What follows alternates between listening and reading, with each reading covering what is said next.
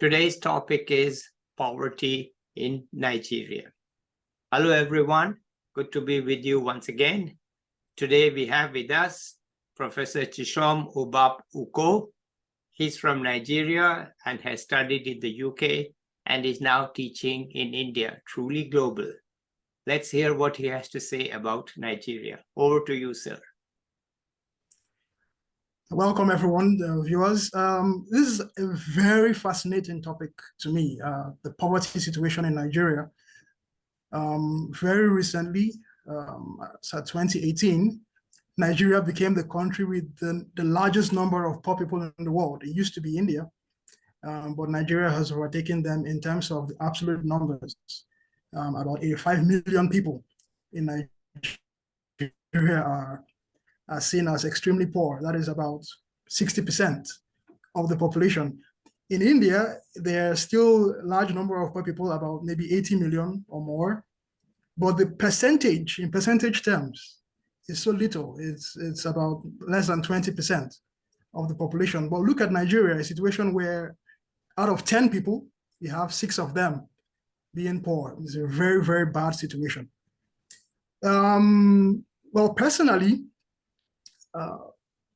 what got me interested in poverty at the start was just by observation. As a young child growing up in Nigeria, I noticed that there was this huge disparity between people who had a lot of resources and people who did not have. So the difference between the haves and the have-nots was so stark. So if, for example, take a big city like Lagos, you have a lot of high-rise buildings, you have a lot of commercial business activity happening in the tens of millions of dollars. And still, the underbelly, if you look at it, you see destitution everywhere. You see people sleeping under the bridges, people sleeping on the streets, everybody trying to hustle to make a living. And, you feel like, okay, this is one city, but you have this huge difference. You have all these people who are living in the best of the 5-star apartments, and you have these people who are living on the street right next door to each other, or right next to each other on the same street. And as a kid, I'm asking myself, why is this the case? Why do you have so much plenty and so many people in huge lack, huge deprivation? And I went on to study agricultural economics.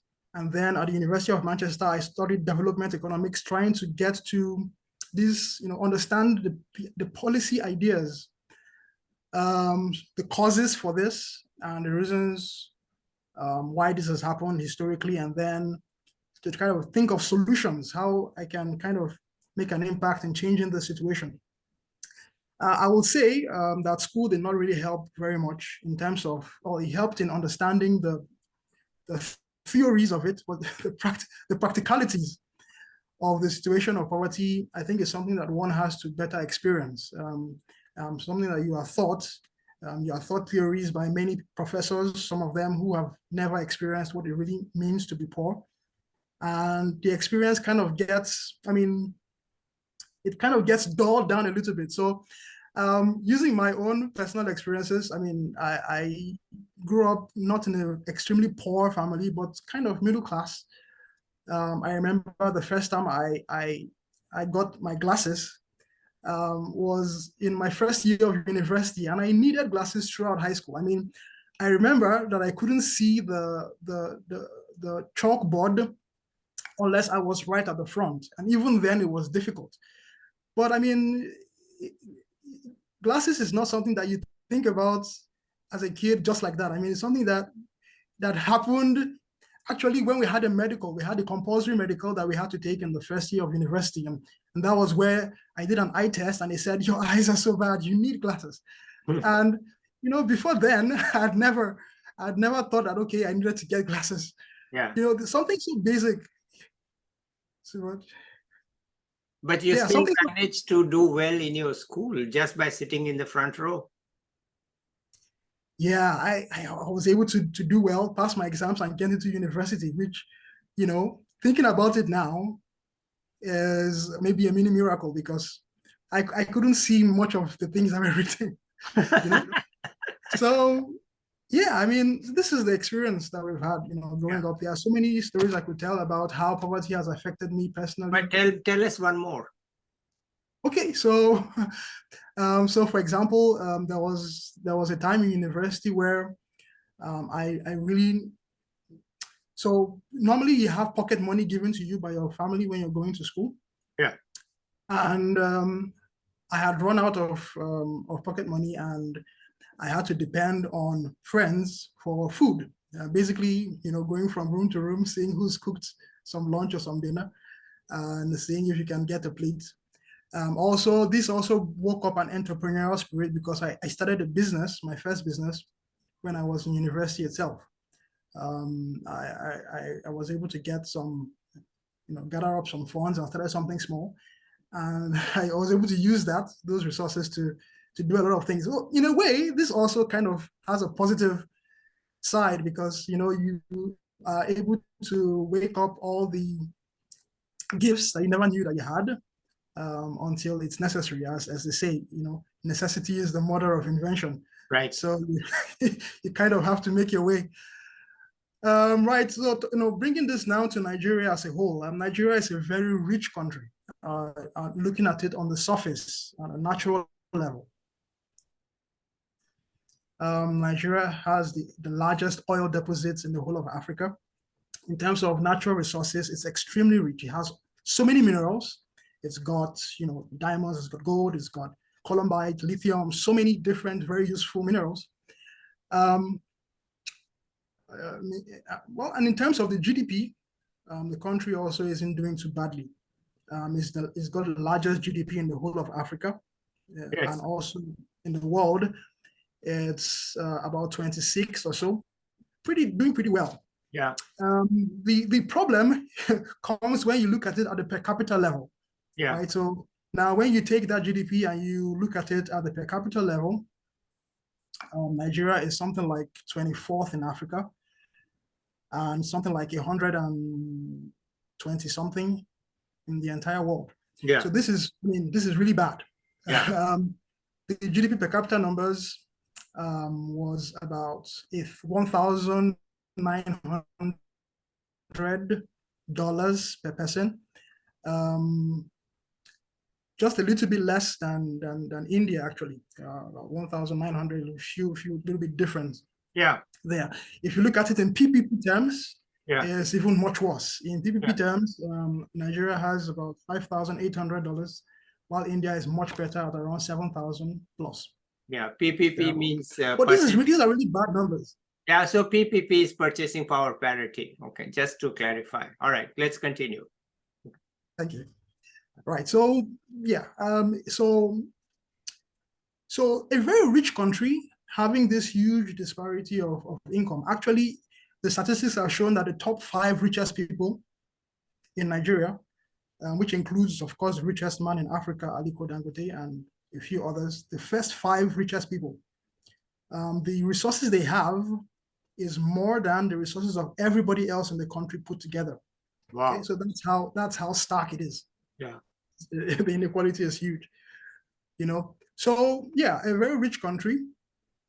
The history of Nigeria has not always been a history of poverty for the people. In the 1950s, Nigeria was doing very well in terms of manufacturing and agriculture. Yeah. They used to have this thing called the groundnut pyramids in the north, where they stack up bags or sacks of groundnuts that they harvested, and they make these huge pyramids, that are, how many, square feet wide, and deep and very, very massive. We're a net exporter of food to the rest of Africa and the world at that time. Largest producers of so many different types of foods, cocoa, for example.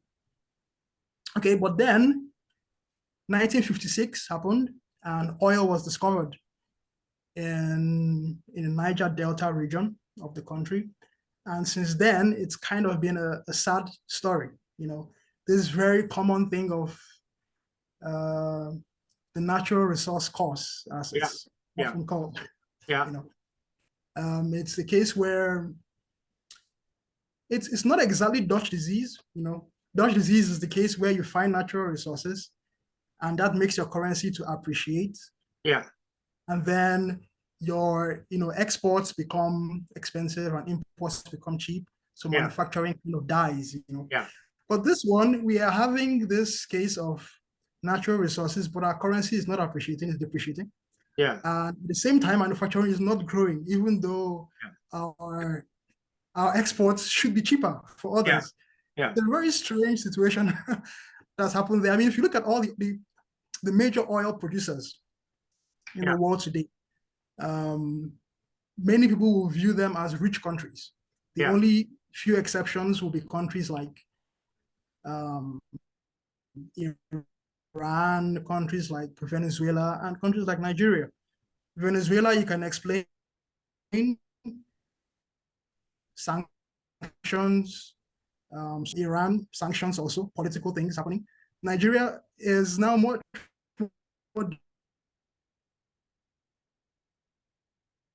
difficult to explain.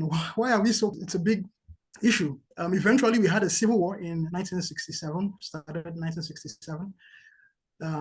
One of the reasons that is quite underrated is the discovery of oil as well. When the country all of a sudden becomes so much richer, the question then begins to arise on how do you distribute this wealth? Who gets to control the wealth, and the government, et cetera, and then you have this conflict. Since then, the country has never been the same, I have to say. So oil, in a way, has been a curse. In recent times, there has been a lot of effort and talk on diversifying the economy and making the economy more open, and etc. But this has never really worked. Okay. The one reason I can think of for this is people have just become so dependent on the government to provide everything for them. This was what was happening for a very long time. People would depend on the government for there are all kinds of subsidies. Just recently in Nigeria, subsidies on petroleum products were removed on PMS, the fuel. But since then, there has always been this kind of idea of government doing something for you, and you just sitting back and collecting and getting something, and not producing anything on your own, which is the real capitalist spirit. So over time, this also led to, apart from this apathy on entrepreneurship, it's also led to a lot of corruption. You have these kind of, it's almost like a deluge, a free money, that you didn't really have to work so much for. The oil companies just go, they drill, and they take the money and give you dollars. And as a government, you're receiving all this free money, and you're thinking, well, I didn't have to do anything.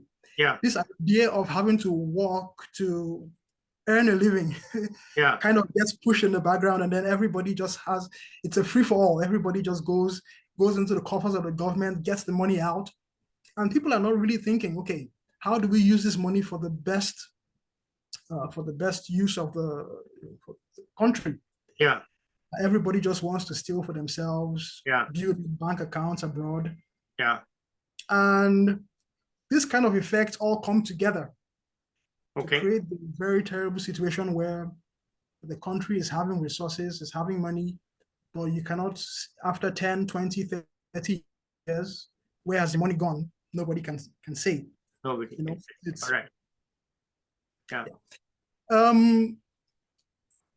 So, I mean, some other causes I could think of, apart from this oil dependence on government and corruption, is, this lack of production. And actually, if you look at the structural transformation of the country, normally the process should be that countries will start off from extractive industry, primary products, agriculture, just primary agriculture, and kind of transit into manufacturing, and then transit into services. That's kind of like the basic theory of how it's supposed to work. But Nigeria kind of skipped the manufacturing phase almost completely. So basically, right now, what the country is doing is primary production, extraction, and sale of primary products and agriculture, basic agriculture. Yeah. Even mechanized agriculture is not even being practiced at the moment. Yeah. The last report I read stated that in the entire country, a country that has about maybe 250 million people approximately, there are only 7,000 tractors in the entire country. Wow. That's 7 with 3 zeros, 7,000. Yeah, it's not much. Okay. Yeah, I get it. Yeah. I mean, well, there are so many things I can even talk about. First of all, there is no steel industry. Yeah. The country does not produce steel. Every steel it gets is imported. Yeah. There's a big, steel factory called the Ajakuta Steel Mill, which was built, in the 60s, 70s, that was supposed to be this national project. But it's been moribund, and the government has sold it several times to different would-be investors. Yeah. And then they strip all the assets and they don't produce anything. So eventually it just became this kind of shadow town. It was a huge complex, actually. Till now, it's still there. It's got its own train lines. It's got its own housing estate. It's got its own so many things. Yeah. But the country is not getting steel. Yeah. How can you build an industrial nation when you don't produce something as basic as your own steel? Yeah. And of course, this has knock-on effects on all different aspects of the economy. But in reality, it's a pretty bad situation where people do not produce anything. Yeah. But they consume, and the appetites of the people is really for foreign-made consumer goods. Okay. Given an option, people would prefer to buy foreign-made goods than Nigerian-made goods. Yeah. This is one thing I've seen being in India that I love so much. There's this patriotism for Indian-made goods. Yeah. Like if somebody says this product was made in China, everybody will be like, no, I don't want it. I'd rather make it the Indian one. Yeah. But in Nigeria, it's the reverse. It's the opposite. First of all, many of the things are not being produced at all. Yeah. And the ones that are produced, they are kind of seen as inferior. There are a few exceptions, I have to say. For example, Nigerian-made wires are seen as some of the best, in the world. Yeah. The quality is so high, and a few other things like that. But only, most things. Cars, Nigeria has a few, maybe 2, 3 car manufacturers. People don't buy Nigerian-made cars. They will rather buy second-hand, imported, foreign branded cars. It's seen as a status symbol. Yeah. That you're using something foreign. Yeah. And this kind of mindset, I think is a problem. And going into what I would provide as solutions, actually, this one I think is one of the most important ones: changing the mindset of the people.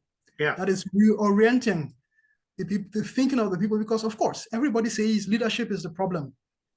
Like if you have bad leaders, then you're going to have a bad country, and this is true. But my response to that will be, well, where do the leaders come from?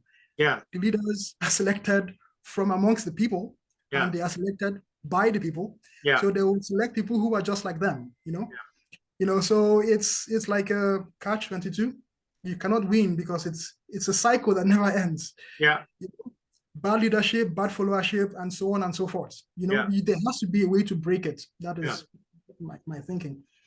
The federal government of Nigeria has something called the National Orientation Agency. Yeah. It's part of the Ministry of Information, and the supposed job is supposed to change the mind of people, to help people to begin to think in a more positive way about their country. Yeah. But I would say it has largely been unsuccessful. Okay. There has been a lot of schisms, which has been exacerbated or has been increased by religious differences and tribal differences, I have to say. Now, this is now going into the more political side of the story, but it's very relevant as well. The economic side is really driven by a lot of these political factors. Yes. Yes, they are. Yeah. So, for example, we had an election in February this year, And the biggest stories of that election is these are the candidates. First question you ask, where is the person coming from? Where is the hometown of this candidate? Yeah. Is the person coming from the north? Is it my brother? Is he my whatever? Is he coming from my side of the country? And very few people are thinking about the competence of these people. You know, how good are they for the country? And of course, the people will say the story is, well, competence will come later. Yeah. Let us first secure the government for my people. Yeah. And then I think of, you know, what the person does. This is the mindset that many people have in the country, unfortunately. Yeah. I think before any economic policies or before anything, there has to be a way of changing the way people think. Yeah. This idea of corruption also, corruption is not just about the government. Yeah. Everybody says, oh, government is corrupt, the government will go in there and steal all the money. But give any of these people saying any of these things, give them the power, just for one day, and they will do so much worse than all the people who they've been complaining about for the last few years, you know. Of course, evidence of this is everywhere. Give somebody power as a student union government president, or power as, I'm looking for the smallest local government chairman position. Yeah. And they perform much worse than the politicians, you know, in the capital that they've been complaining about. People just believe that, okay, the fact that somebody is in a position of power, this is your opportunity to take as much from the national cake as possible. Yeah. You know, and of course, this is the reason why they always want people from their state to be in power. This is the reason why they always want people from their own part of the country to be in power, because they are thinking, if this person is there, then he will bring development to my place. He will bring money and bring it to my place.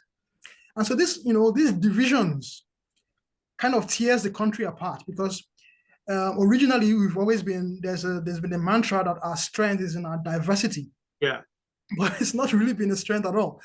It's been, you know, so much division, so much issues, you know, crisis here and there. Can I come in at this point? Sure, go on. Some 2 years ago, I wrote a book on India 2047. And at the beginning of it, I identified certain factors which I then called as meta-economic. And I created the term meta-economic to mean economic factors, non-economic factors that have a direct impact on the economy. Okay, so like what you are saying, all these factors, which you say, well, we have to talk about them, but they are not economic factors. And I was struggling for quite some time to give them a name, because once you have a name, you can talk about them. And I have called them in the Indian context and generally worldwide as meta-economic. These are the political, social, other non-economic factors that have a direct impact on the success of your economic policies and your economy. So I'm thinking that maybe you can adopt this terminology, that these are, and not hesitate to talk about them, because then you know that you are not straying outside economics. Okay, you are talking about factors that are not under the control of economists, but these are the factors that affect the economy. And the success of our policies as economists is dependent on the nature of these factors, right?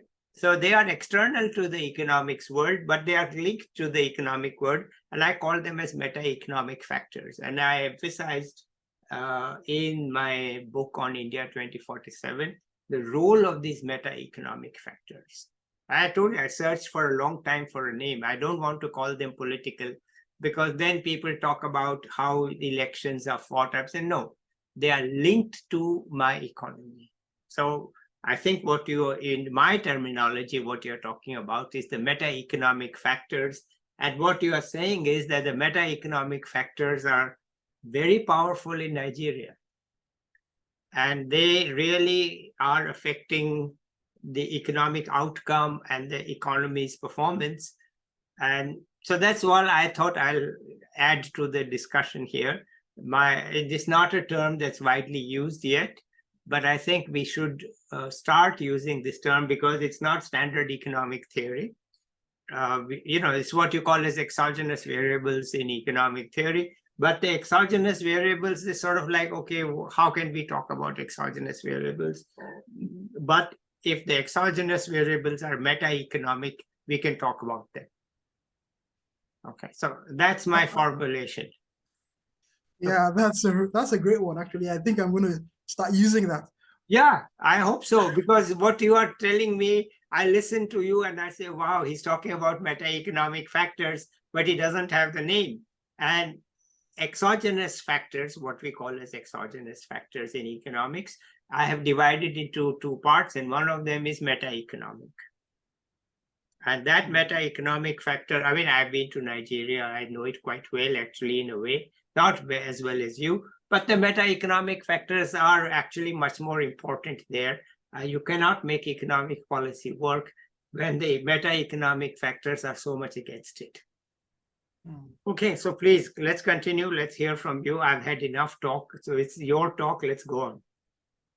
You're absolutely correct. I mean, these meta-economic factors are, sometimes even more important than some of the economic ones.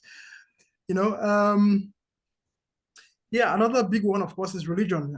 Nigeria is almost 50% split between Christians and Muslims.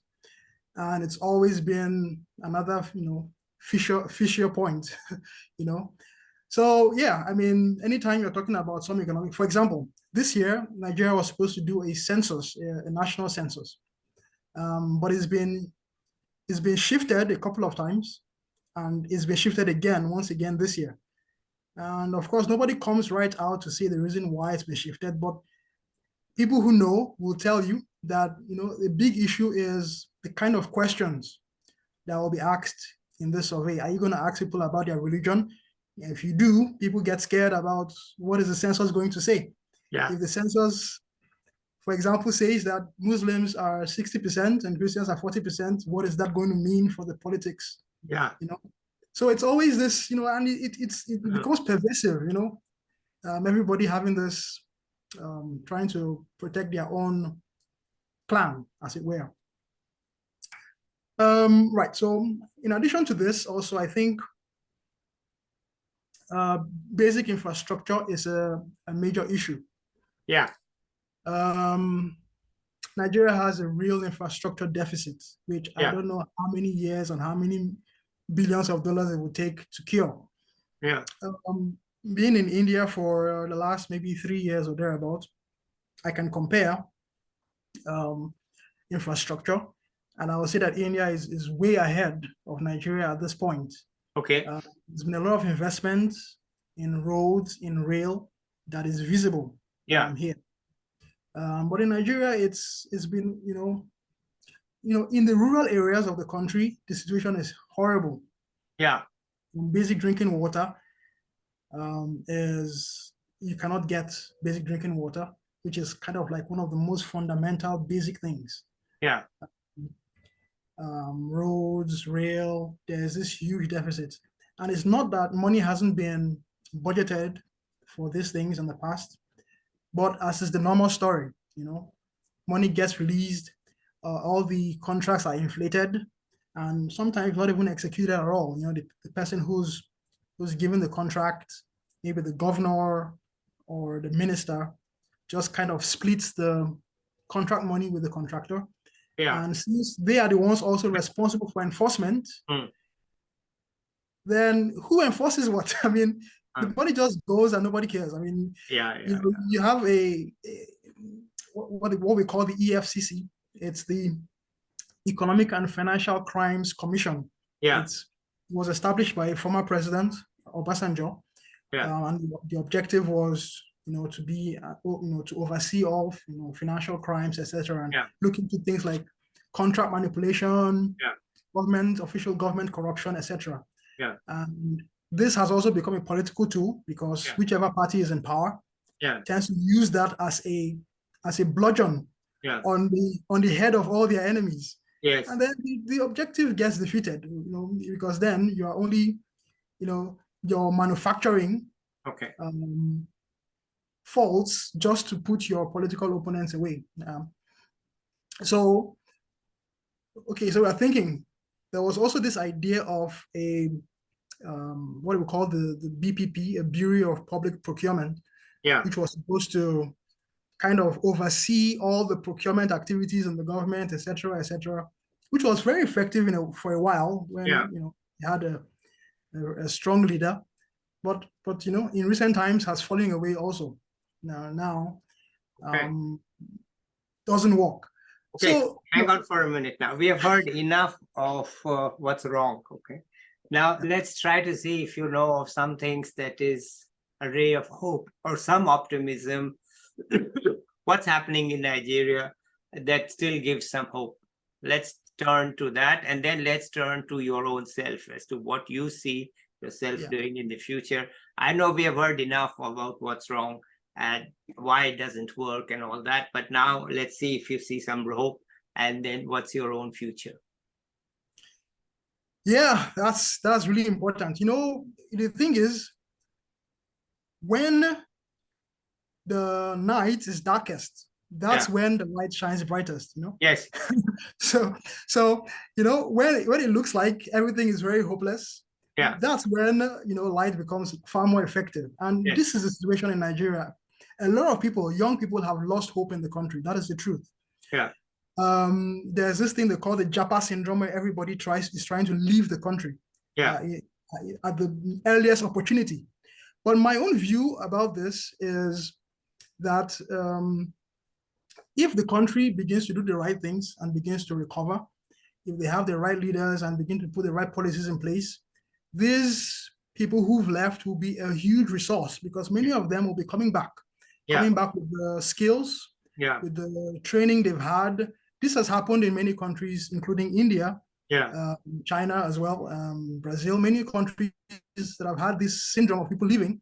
Eventually, they become a huge resource. And I believe the future of the country is very bright. Apart from the fact that the country is very resilient, the people are very resilient. That is, no matter how much you try to put them down, no matter how low they are, they will always find a way to kind of make the best of the situation. I believe that with a few, tweaks in policy, a few changes, there will be a huge difference. People will begin to think about the country differently. A lot of people who've left will begin to return. And hope can once again be restored. Because I think this is one of the most important things. Let the people see a future. Let them see hope. Let them see that, we are moving in one direction, a positive direction, and everything else will kind of take care of itself. Okay. So for me, one of the most important things there is something like power, for example. If power can be focused on, and people don't have to pay so much money for generating sets and to buy fuel to fuel those sets. If the government can just do that basic thing, I feel like this will create massive change, massive growth. Of huge proportions. That is, for me, I think that is one of the most important things that could be done to change the situation and turn it around. On a personal level, right now I'm in India. I'm teaching at the OP Jindal Global University, and I'm also planning to start a YouTube channel very soon, believe it or not. So basically that one is going to be more about tutorials, trying to give some tutorials on some basic topics for people who are trying to do economics exams in class 11 and 12, and undergraduate level kind of concepts. Hopefully I should start that this year. You're giving me a lot of inspiration. All right. Right. And then see how it goes. For now, I'm not planning to leave India. I'm still here. I'm still soaking in the culture, trying to learn as much as I can, trying to learn as much Hindi as possible. And let's see what the future holds. All right, fine. Maybe we'll have you back in 1 year to see how am I, I'll speak to you in Hindi and see if you can reply. Let's see what you've done, and let's see whether you are still enjoying teaching in India and the students want you and so on. And I think that's it for the time being. Let's say goodbye to the viewers, right? And bye-bye, everybody. I'll be back soon with another expert or another young person. Until then, bye.